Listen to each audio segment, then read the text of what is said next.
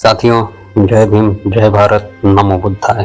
साथियों, भारत में यूरोपीय कंपनियां आई कैसे और क्यों आई, उनका उद्देश्य क्या था? भारत में यूरोपीय कंपनियों का आगमन व्यापार करने के उद्देश्य से हुआ था, लेकिन वह भारत की भव्यता से प्रभावित होकर धीरे धीरे घुसपैठ करने लगे और अपना साम्राज्य का विस्तार करने लगे।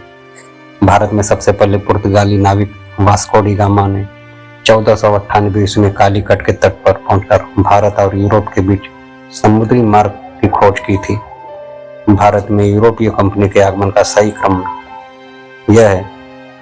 सबसे पहले पुर्तगाली भारत में आए तथा पहला यूरोपीय यात्री वास्को डी गामा 90 दिनों की यात्रा करके अब्दुल मलिक नामक गुजराती पथ प्रदर्शक की सहायता से 17 मई 1498 ईस्वी में भारत आया था।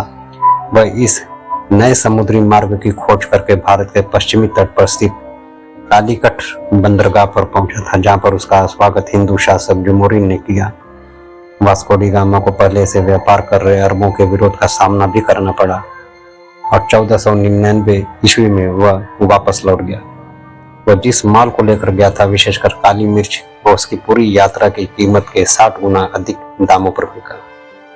सन 1505 ईस्वी में फ्रांसिस्को डी अल्मीडा भारत में पहला पुर्तगाली गवर्नर बनकर आया और 1509 ईस्वी तक रहा। इसके बाद 1509 ईस्वी में अल्फांसो द अल्बुकर्क को भारत का गवर्नर नियुक्त किया गया, जिसने पुर्तगाली साम्राज्य का विस्तार किया। अल्बुकर्क ने 1510 ईस्वी में बीजापुर के शासक यूसुफ आदिल शाह से गोवा जीत लिया तथा उसे प्रमुख व्यापारिक केंद्र बनाया।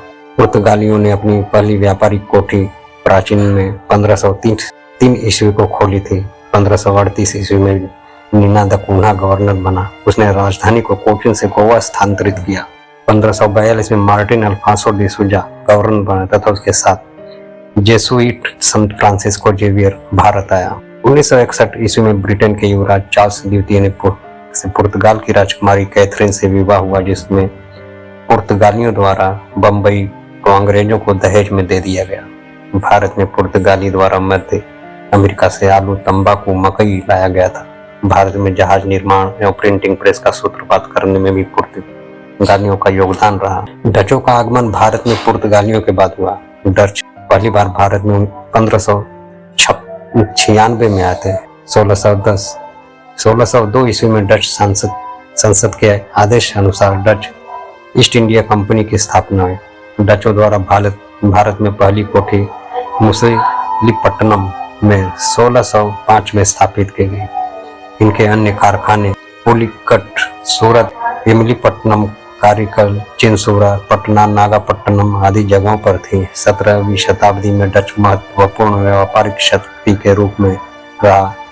वह भारत से नील, शोरा, सूती वस्त्र, रेशम, अफीम आदि महत्वपूर्ण वस्तुओं का निर्यात करते थे। 18वीं शताब्दी में डच शक्ति अंग्रेजों के सामने कमजोर पड़ने लगी।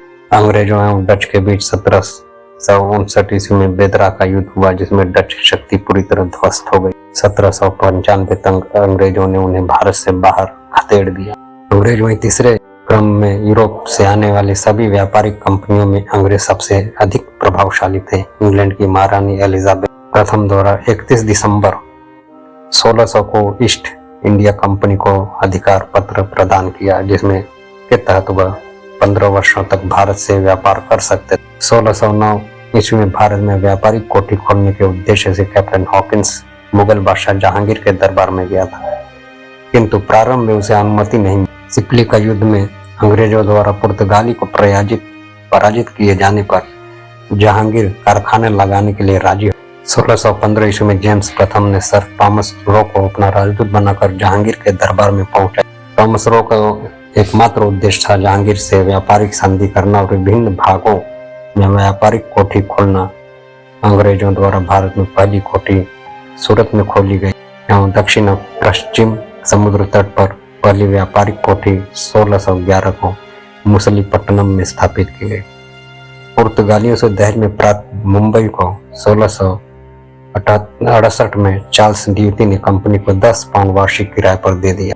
1698 में नदी कालीकट तथा गोविंदपुर की जमींदारी अंग्रेजों ने 1200 रुपए में प्राप्त की और जो बाद में विकसित होकर कलकत्ता के रूप में उभरी, जिसे फोर्ट विलियम कहा गया। 1700 ईस्वी में फोर्ट विलियम का पहला अध्यक्ष सर चार्ल्स आयर बना। 1715 ईस्वी में जॉन सरमन ने मुगल सम्राट फर्रुख के सियर दरबार एक मिशन के साथ गया, जिससे उसने यह फरमान प्राप्त किया कि 3000 रुपए वार्षिक किराए के बदले बंगाल में निःशुल्क व्यापार कर सकते हैं। फ्रांसीसी सम्राट लुई 14वें के मंत्री कोलबर्ट के प्रयासों से 1664 ईस्वी में प्रथम फ्रेंच कंपनी की स्थापना हुई। इसे कंपैन देस इंडेस ओरिएंटलेस कहा जाता था।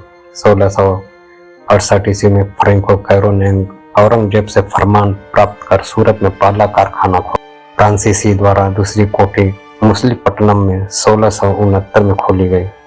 फ्रांसिस मार्टिन ने 1673 में बलिकोंडापुर के सूबेदार शेर खान से वरदुचरी गांव प्राप्त किया, जिसे पांडिचेरी की नींव पर मार्टिन ने पांडिचेरी की स्थापना की थी और वह इसके पहले प्रमुख थे। 1674 ईस्वी में बंगाल के सूबेदार शाइस्ता खान ने फ्रांसीसी को चंद्रनगर में कोठी निर्माण की अनुमति। 1742 के बाद डुप्ले का भारतीय राज्यों में हस्तक्षेप और फ्रांसीसी शक्तियों का विस्तार हुआ, जिसकी वजह से अंग्रेजों से उनका संघर्ष प्रारंभ हो गया। इन दोनों शक्तियों के बीच 3 युद्ध हुए, जो कर्नाटक युद्ध के नाम से जाना जाता है।